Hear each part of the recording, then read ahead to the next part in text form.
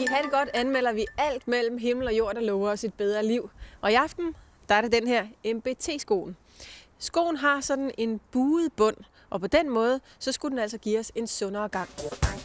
MBT-skoen er en sko, der først og fremmest adskiller sig fra almindelige sko ved, at sålen ikke er flad, men buer under bunden fra hæl til tåspids. Meningen er, at skoen sørger for, at kroppens balancemuskler trænes, mens man går. På den måde fungerer skoen som sit eget lille fitnesscenter, da hvert eneste skridt er træning for hele kroppen. Skoen er opfundet af en schweizisk ingeniør, der blev inspireret af den måde, masaierne går på, når de har bare tæer. MBT-skoen, det hedder Masai barfodsteknik. Og det hænger sammen med, at alle, som tager MBT-skoen på, mærker med det samme en opretning af lænden. Man får en mere opret gang. Ole Christensen og Lisbeth Sønderholm er to af Ha' det godts testpiloter. Vi har bedt dem afprøve og anmelde skoene. Og hvad skal du bruge dem til? Er det til arbejde eller fritid? Det er til alt muligt. Til alt muligt? Alt efter, hvor glad jeg bliver for det. Ja, du sagde, at jeg 30-40, ikke også? Jo. Godt. Prøv at komme op en gang.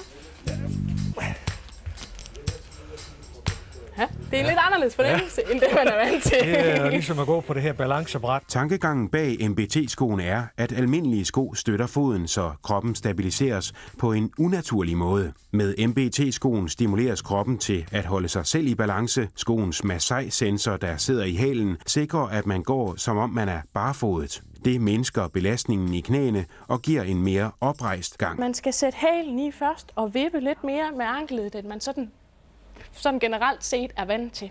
Og det er altid vigtigt, at man lige finder fidusen herinde, og man lige vender sig lidt til. Og nu tror jeg går alt for stærkt, men det må man også gerne. Men der er lidt selvsving i den. Jamen, ja,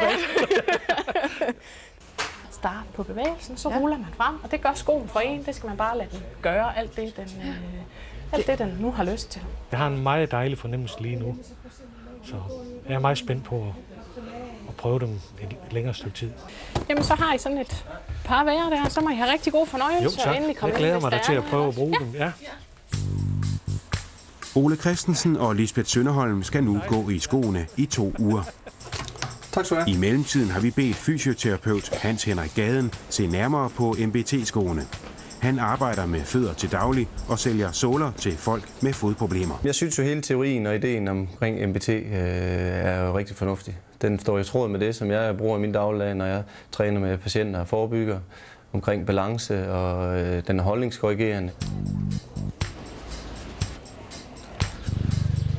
Man skal koncentrere sig om at holde sig oprejst, altså rette sig ud, i stedet for at man samtidig kommer til at hænge lidt sammen. Det kan du ikke i de her sko. Jeg kan mærke sådan, at jeg spænder i ballerne, og jeg kan også mærke lidt i maven, at jeg spænder mine mavemuskler.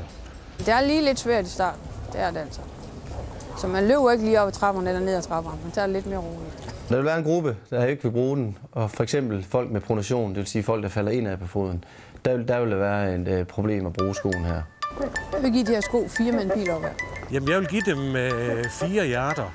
Jeg synes ikke, jeg kan give dem 5, fordi der var det minus med, at når der er lidt fedtet føre og lidt usikkert underlag, så bliver jeg lidt nervøs ved at gå ved den. Den får 5 under forudsætning af, at det personale, der sælger den her, de er opmærksom på den individuelle tilpasning, der ligger i at sælge en MBT-sko. Kunne du også godt tænke dig at blive en af Ha' det godts testpiloter, så gå ind på vores hjemmeside og meld dig.